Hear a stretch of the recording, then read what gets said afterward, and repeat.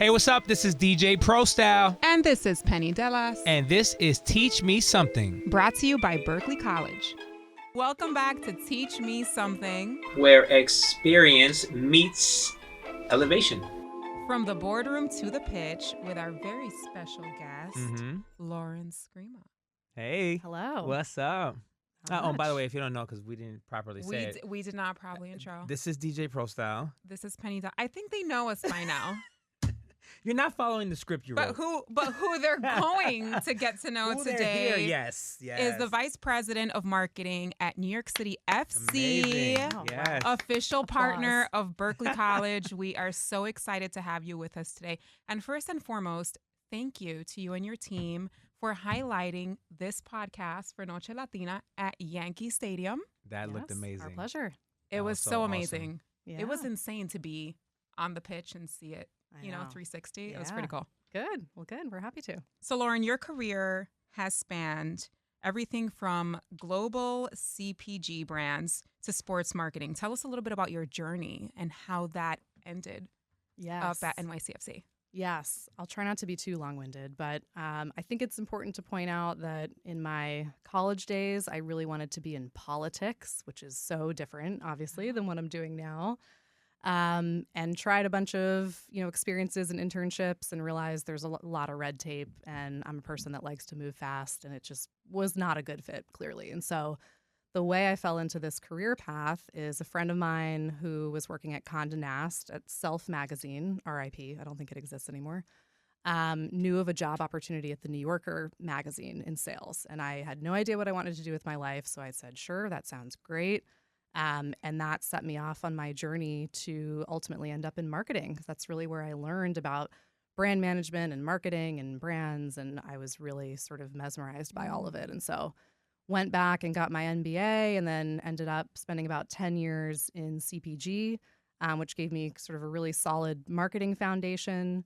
And after that time period, I wanted to try something different. And so I jumped into the startup world, which I loved. I loved the excitement and kind of the chaos and, the impact that I could have in that world. And then when I was looking for my next gig, New York City FC actually popped up. I wasn't necessarily looking to get into sports, even though I had worked in sports when I was working on big beer brands, and I'm a sports fan, but I wasn't necessarily sort of trying to have a career in sports. But I was really captivated by the story of the club.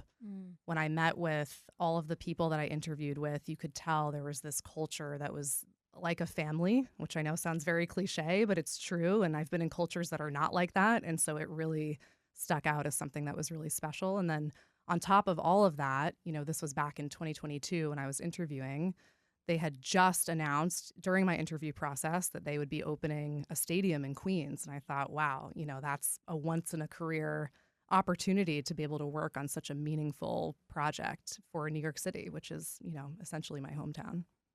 Only the biggest city in the world. Exactly. The FC made in NYC. That's the tagline. I love how she said, and I work with like these big, beer brands like Budweiser.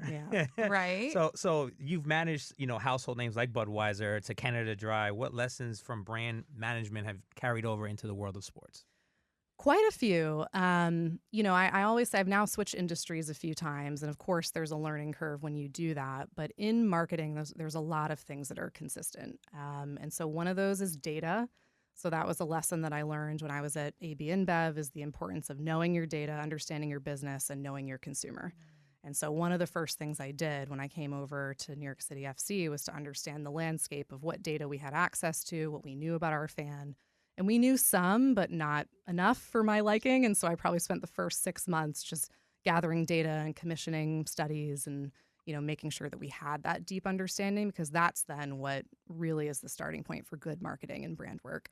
Knowing the clientele, knowing your fan base. Exactly. And understanding where your business is doing well and where it's not, and being able to sort of look at that on a regular basis is really important. And so that was one of the first things. I would say content as well. Content is king, as they say. And so, when I started my journey in CPG, content is king. She's like, he already knows me. I'm always dropping the marketing. Yes. He's like, there you go. She's like, we Take know that more one. content, contact. But behind the scenes videos, Yes. TikTok, this, that, Yes. that, record this. I love it. So when I started my CPG journey back in 2012, that was still the age of, big TV campaigns and productions. And that was really, one of the primary ways that marketing sort of happened. And in that almost 10-year journey toward the end, it was really changing. And there was a lot of questioning being done about the value of those traditional mediums, as it should be, as digital was sort of rising and rising. And I think toward the end of that time, at ABI, we started to experiment with an internal creative agency and starting to do things on our own versus using big agencies. And so I could already see the value of sort of experimenting with that model and really investing in your owned channels and your owned brand voice versus these very expensive, sort of paid ad campaigns. And when done right, you can almost replace some, if not all, in some brands' instances of your paid media budget if you do it really, really well. And so that's a mentality that I brought in to New York City FC. And it's one that the parent company, City Football Group, shares as well, which is this, very, very big priority placed on investing in content and using that as a vehicle to really sort of tell the story of our brand. And again, the good part about it is, it's free, except for, of course, the people that you're bringing in to do it. But again, if you do it well, then you don't have to spend as much on paid media. And so that was something that I had known before and really spent a lot of time in the first couple of years of the role, making sure that I brought in to New York City FC. And you all have done a tremendous job.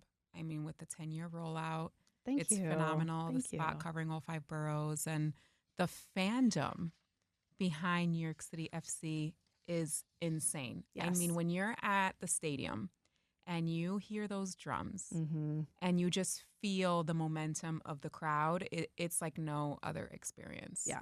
It's beautiful. Yeah. No, I agree. It's something I think about a lot. I talk to a lot of people who are just getting started in marketing, and they'll ask questions about sort of like, what's it like to be in all these industries. And to me, that's the most special thing about sports that I guess I didn't really appreciate until I was in it. Of course, I've been on the fan side, but as a marketer, you have this duty to really deliver sort of what the fans are looking for. I mean, No pressure. Right. I mean, no pressure. It's such a passion point, and it's such an integral part of people's lives in a way that a beer or a soda or a medicine brand cannot be.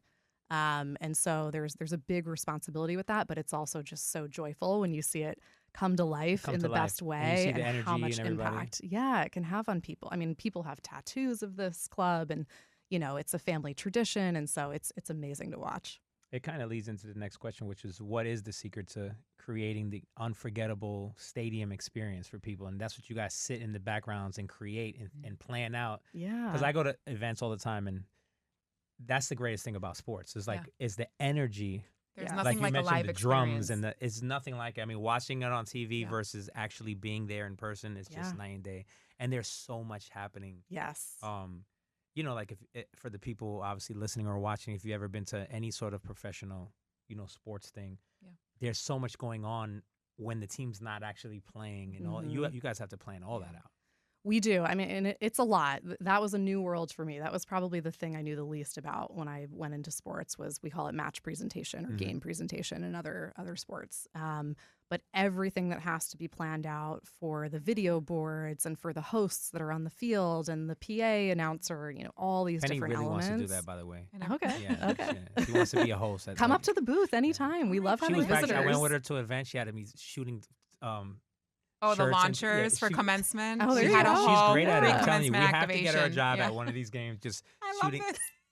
We'll find a Okay, role so for you. you'll go We'll with find a DJ role. mode Yeah, from I'll the play the booth, music, and there you then go. I'll and go. she's Okay. the crowd hyper. She has to All run right. around. Shout out to GJ Mode. Yeah, he's, right. He's awesome, and Troy as well. Yes, So yes. cool. So our students actually shadow, both in office, right on the corporate side, but also in stadium, and they've had the opportunity to shadow that That's great. activation of pre-production, and they go all the It's way really from interesting. the sound to Yeah. the AV and doing all these things, and it's from ticketing, and it's interesting all of those moving pieces. They have Yeah. it down to the second. Mm-hmm. Oh, I have yeah. so It's much respect for it. insane. It's a job I could That not do. packet's like 50 pages. It's Yes. crazy. Yes, I've got a very brilliant director who runs all of that and has a long career in that world. And you have to be very detail oriented, but you also have to be Yes. creative and have a vision for what you want the crowd to take away, from each moment. And it depends on how the team's been doing lately, and you have to factor all of that in. And some But of these games are televised, if I'm not mistaken, correct? yes, well, Yes. so So then you also ours are all have through to, Apple. Yeah. when you talk about everything being timed out, I mean, you have to Yes. go into commercial break, come out of, I mean, there has And to if be. you're late, you got to fine. So you have to Yeah. really You be have to on really top be on of it. time of it. My approach has always been that we want to give as much of a platform as possible to our fans because, as they say, they are the 12th man, right? Like Yes. they really are. And so what we can do is just support them. And so we'll always try to find opportunities and content to highlight them. If we can sort of give them a space to do their own rituals in the stadium, we will do that. And all of that, I think, will be even more so when we get into our own building. And so that's really We the cannot mentality. wait. Yes. I do want to pivot a little bit for those that are listening that perhaps aspire to be a marketer or are just curious, right? Let's speak about what a typical day in your life looks like Yeah. in sports marketing, because people tend to think that marketers do a commercial or a billboard Mm-hmm. Mm-hmm. or social media. Which maybe some Yeah. marketers, And yeah. we do. Yeah. It's a marketing mix, but that's not all we do. Yeah. Yes. Well, there is no typical day, which of course is probably how everyone answers Yeah. that question, Yeah. but it Right. is true. In some fields, yeah. Yes. Mhm. I mean, so I wear so many different hats. So not only is there sort of your traditional advertising and the match presentation that we just spoke about, but I also oversee retail. So the jersey design and the process to sort of sell those and commercialize them, that sits under me as well. Content, which we talked about a minute ago. And so about half my team is dedicated just to content production and distribution. And so that's a huge job. We're essentially running a media company, if you think about it, because we've always got to be feeding those social channels with new information that's relevant, reacting to what's going on in the world. And so that's a massive part of what we're doing. Events is another one. So you see sort of like the big fan zones outside of the stadium, but then we like to be out and about in the city as well. So we're at the Puerto Rican Day Parade, we're at the Dominican Day Parade, all these kind of big events. We want to make sure that our club is there so we can kind of tell everybody about it. And then there's all the other stuff, email, SMS. I mean, so the list goes on. And so at any given time, I could be working on any number of those things. And in my role now, it's more so like guidance. And so I really try to empower my team to be the leaders and the subject matter experts in all of those fields. And then I come in if there's a barrier or if there's sort of like a question about something, and I can help them sort of get to the next phase. That's awesome. And then you have your communities team Yes. that does so much in the They're community, building amazing. pitches around the boroughs, and our students have volunteered. So That's great. it's a great community effort. As a female in leadership, what advice would you give young women looking to break into male-dominated industries like sports? Yes. I would say the thing that I've learned, because I've now worked for most of my life in male-dominated industries and rooms, and I am often the only woman at the table, which is fine. But I think in the earlier part of my career, it was very tempting to sort of feel like I had to behave or lead or run a project in the same way that my counterparts did. And I learned, now that I've been doing this for a little while, that you have to find what works for you and you have to stick to it, because trying to do something that you are uncomfortable doing is never going to work, and you're not going to feel confident leading or managing in that way. And so, throughout my career, I've been able to identify a handful of mentors where I might see a certain style that they have or a tactic that they use to get buy-in. And so I've sort of been collecting these things over time, and that now makes up, how I like to lead and I like to solve problems, which is maybe a bit more subtle. I don't think I'm the loudest voice in the room, but I have learned that, you have to be firm with your views, and especially if they're backed by data, that carries a lot of weight. And so, you don't necessarily need to shout about it as long as you have a really sound case for sort of what you believe in and why. And so I think that's really my advice, is figure out what your personal brand is and then stick to that. I love that advice. Spoken like a marketer. Yes. It's Can't funny, help it. going back to what you said about wearing so many hats, these kind of careers, there's no, when people say, well, when do you, a lot of times people always ask me, when do you sleep, right? Because there's no set schedule, right? Right. I mean, there is, Right. you find yourself working on a project at home at 10 p.m. while you're watching TV, or when you wake up in the morning, you're doing it, and it's all throughout the day. How do you find the balance with your career and with family? Yes, I think I now have 2 girls. They're 4 and 6. Oh, wow. And Amazing ages. So much fun. I'm so glad we're not in like 2 and 4 anymore, because that was my tough. kids, right? I have a 4, 7, and 9-year-old, so I'm right there. Yeah. I think when I had my first child, it was essential to figure out how to draw those boundaries. And I kind of knew that, having watched a lot of peers go through it already.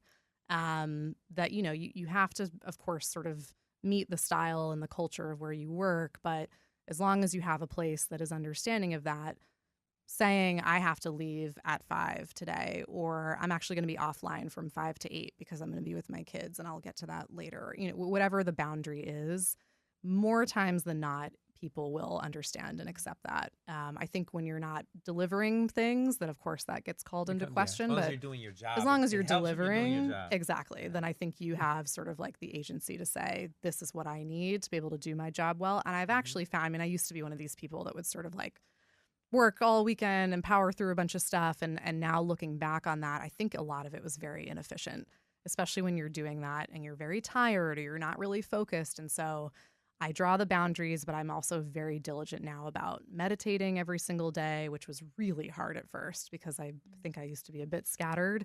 But that ability to just really focus on something and do it in a shorter amount of time is critical because, again, of all the hats I'm wearing and all the things I have to do. And then you go home and then you're a mom. So it's sort of all the time. When did you start? So meditating is funny. I've never done meditating. You've never meditated? I've never. It's life-changing. It is. It's life-changing.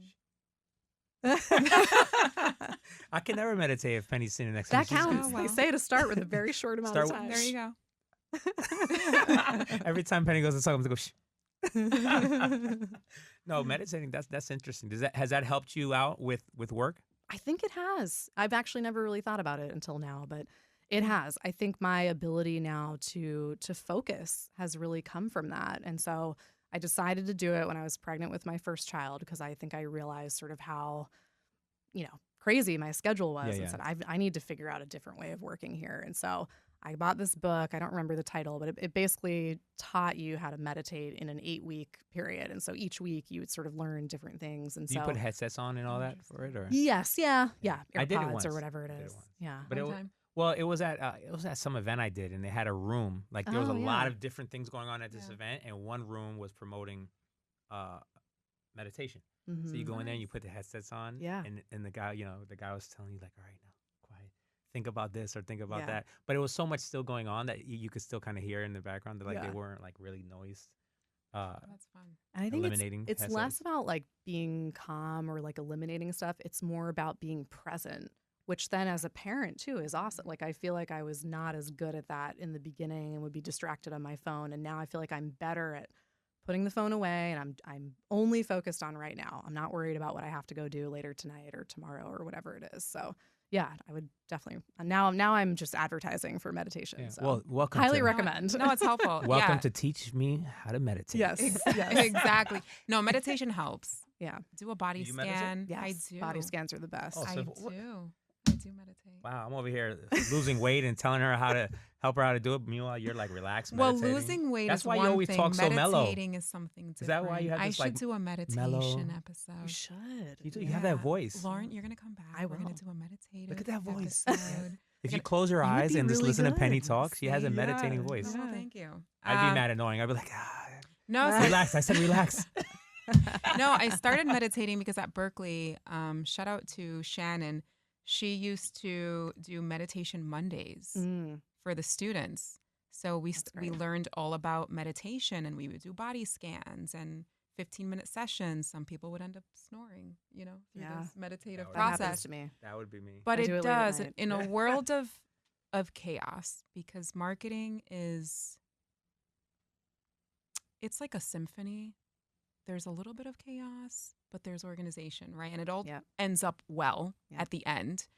But because everything's at a constant movement, right? And sometimes you feel like you're in a hamster wheel and it's just never stopping. The meditation just allows you to break. Yep. And if it wasn't for that and the boundaries that you spoke about earlier, we would all be crying under our desks. So. That's a really we don't speak good about the description. rigor. I know. But it's rough. You know, we love what we do. Yep. But it's extremely rigorous. Yeah, and it's been great. I've got a few people that have recently sort of gotten promoted on my team, and it's awesome to see people progress. And you know, occasionally they'll come to me and say like, "How do you deal with this calendar that you have?" And so that's usually my advice: is you've got to set the boundaries and you've got to take your vacation, because a lot of people don't want to, or they think there's a bad reputation if you do it, and it's the opposite. It is you. We call them pretend time off. My team. I am the pretend time off. All it's funny because in my job, they're like, "You're always off." I'm like, but it's never really off because I'm going somewhere for work. It's always tied in. Like you're doing something. I'm doing something that's tied into work. Yeah. Right. And right now, somebody, my boss listens to this podcast, like, this guy's definitely not singing. No, but if you go in my work I just went on a trip to Vegas. It was fun, but I was DJing for 2 events. Yeah, I never really go somewhere where it's like, you know, when people say just travel, leave your phone and your computer. Like, yeah, right. It's really hard. It's impossible. I'd probably be more stressed out laying somewhere without my phone. Like, oh my God. Yeah. I'm missing out. No, there's always something. You know, the corporate terms that we love so much, a fire drill or something going on. But in our worlds, there are. And, you know, especially at your end, you didn't speak about you have partners that are abroad in other countries, other time zones. So you really are on call 24/7. So it's great that you have those boundaries. Yep. That's beautiful. What is next for the FC? What's the next big thing with marketing? Well, I mean, I'm sure you know 2026 is a big year because of the World Cup. So we're very excited about what role we can play in that, how we can use that to keep growing our fan base. It's a huge opportunity, not just for our club, for the entire league. So there's a lot of work happening now to sort of figure out how that will look next summer. And then the even more exciting, you know, thing coming up next year and in the year after is the opening of Etihad Park. And so yes. I'll clap for that. I'm so excited. But 2026 is then kind of this make or break year for us, where we've got this big opportunity to continue to grow our fan base, continue to establish the club here in the city ahead of, you know, essentially the biggest moment that we've had in our history of opening the stadium. And so there's a lot of work to do, but I'm excited. It's going to be a lot of fun.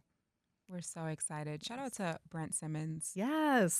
From our partnership side, who we work closely with. He sends us the updated screenshots of the stadium every time there's something new going on. So shout out to Brent and Ashton. Yes, they're great. Of course. So, Lauren, at Berkeley College, we ask our students to describe what Berkeley means to them in one word. So we're going to flip it and ask you in one word, if you could articulate this, what would your legacy be? Change. Oh, I like that. She was firm, quick. Yeah, she knew it. Change. Yeah, change. Yeah. That's amazing. That's a good one. We haven't had Nobody's had change either. Yeah. It was, I think because, you know, when I think about like what excites me and the problems that I love to tackle, it's usually something that involves like trying something new or doing something for the first time or figuring something out that's not been solved yet. And so I think then the outcome, hopefully, if I can modify it and put an adjective on, it would be sort of like positive change. But that's the thing that I think is most exciting in this career. We love that. And everything you're doing is exactly that. Yeah. It's the fortitude and change. Yeah. So shout out to you. Oh, thank you. This marketing powerhouse and everything that you're doing. It's, you know, commendable with your whole team. So thank you. Kudos to all of you. Where would you, if for somebody out there listening right now who wants to market themselves, and because marketing could fall, I mean, there's so many, from artists to this, you know, anybody in their career, what steps would you tell them to take to begin? It's a tough question because marketing is so many things. I think if someone is interested in content, that is probably the most accessible way to start, especially if you are a young person. And I'm going to make a generalization that a lot of Gen Z and the upcoming generation, like Instagram and they're already TikTok and all already those familiar with a lot of those spaces. And so, if marketing is of interest, that's a great place to start to study, why are the accounts that are so popular? What are they doing? How are they marketing themselves? And then to think about, if they're selling a product or they're selling a service, like how are they weaving that in a way that doesn't make you recoil and makes you really interested in what that is? And so much of marketing is storytelling. And so I think in today's day and age, it's really done primarily through social. And so, starting to take stock of what those successful accounts are, and if you are an artist or you're whatever it is and you're marketing yourself, thinking about how can you apply some of those lessons and tools to the thing that you're trying to sell, which might be yourself. Yeah. I think that's probably the easiest way to get in. And then, I've interviewed so many people, and some of them are very young and very inexperienced, but they could come to me and say, I know exactly what needs to be done for New York City FC. I've seen that you're trying to do this. I've seen that you haven't tried this tactic. I've seen that this worked really well over here. You should try this. And to me, that's really impressive. So you don't necessarily need to have years of experience, but you do need to have an understanding of sort of what's working in the world. And what's great about that too is, I'm an older millennial. I would not consider myself like a TikTok expert. I will often rely on people that are entry level to tell me what the best strategy is in those worlds, because I know that I don't know the answer, but I know that they do. And so there's this nice two-way kind of value. Yeah. So I think that's a great way to start. Awesome. Beautiful. Awesome. Well, thank you for reminding us that passion and leadership can create impact both on and off the pitch. Ladies and gentlemen, Lauren Scrima with New York City FC. Thank you so much for coming by. Thank you for having me. All those amazing gems on us. Yes, thank you for listening. And if you want to reach out to Lauren, follow New York City FC on Instagram, send a DM, and they'll connect you where you need to be. And once again, thank you for listening. This is Teach Me Something with Penny Dellas and DJ Prostyle. Catch us next week. Presented by Berkeley College. Hey, thanks for listening. Tune in next week for an all new episode of Teach Me Something. Brought to you by Berkeley College.